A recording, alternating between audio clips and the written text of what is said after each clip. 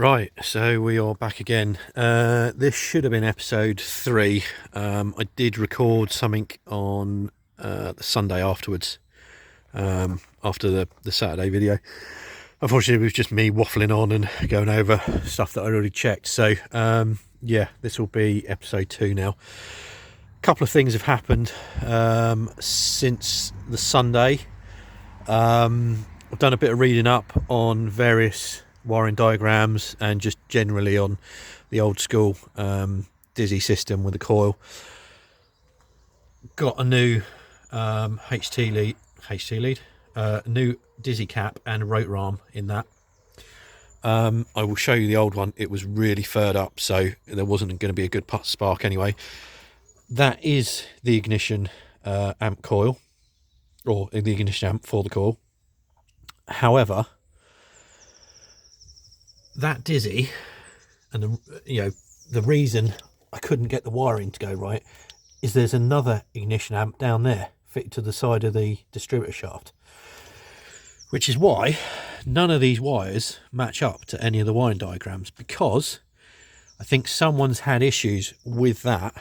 Bearing in mind these are like 280 quid plus the VAT, brand new.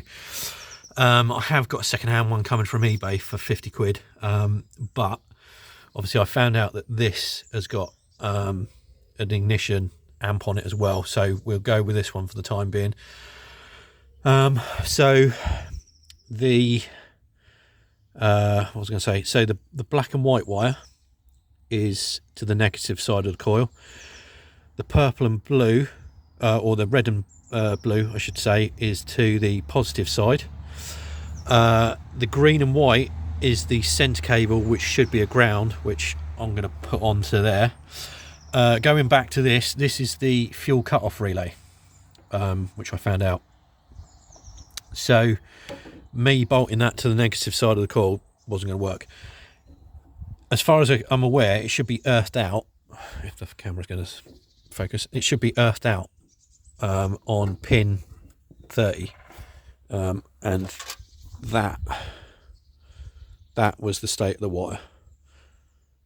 Someone's obviously shrink wrapped it, so put a new wire on that, so that's good to go.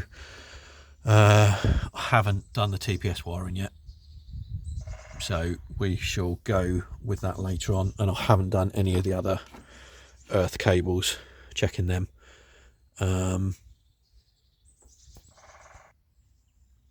Yeah, so I haven't checked any of the other earth cables. Putting a new coil on, because that one has got a crack in it and it's not looking great on the terminals. So let's chuck that down there. What else have I noticed? So that is the main vacuum line from the Dizzy to the inlet. This, what I was on about the other day, is I think that is the fuel overrun valve, which should have those two wires, and what someone's done is bypassed it. So that should be teed. I don't know whether you can see that, but there's a vacuum pipe at the back of the plenum there, halfway up. That should be teed into that, and then that other pipe goes underneath to the fuel regulator on the fuel rail. So I'm going to keep that as it is at the moment, but I will put this back to standard because I want everything working as it should. I can't be doing with cheap fixes, and I want it 100% because I don't want to be breaking down in the middle of nowhere. There's also, I noticed this wire, don't know where this one comes from. It might possibly be an old old starter motor cable, I don't know, but I'm gonna say, oh no, maybe not.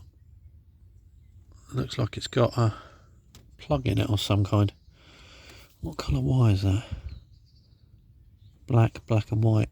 So yeah, I don't know what that is, but I'm assuming black wire, that's going to be an earth. So I'm going to clean that cable up, put a spade connector on it or whatever, and then I'll put that on an earth point on the car. I still haven't done that either. So yeah, basically I'm going to stick this new coil on, and I'm going to check this wiring out, because I think now that earths, that relay is going to be working. I think it's going to fire straight up, but I could be wrong.